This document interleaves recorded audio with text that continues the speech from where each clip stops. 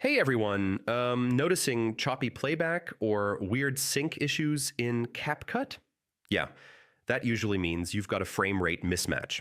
In this step-by-step guide, I'll show you exactly how to fix it and get smooth video again. First, you'll want to check the frame rate of your original footage. So, open the clip properties and look for the frame rate number. This is the value your project should match. Next, open your CapCut project settings. Yeah, set the timeline frame rate to exactly the same number as your source clip. Mismatched numbers are the main cause of stutter.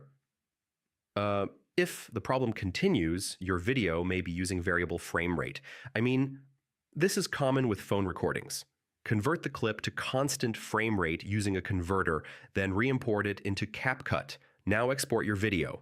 Keep the export frame rate identical to your timeline, so don't change it during export or the mismatch can come back. Before finishing, play through the entire preview. Yeah, watch for smooth motion and proper audio sync. If it looks clean here, your export should be fine. And that's it. Your CapCut frame rate mismatch should now be fully fixed. If this helped, like the video and subscribe for more quick editing fixes.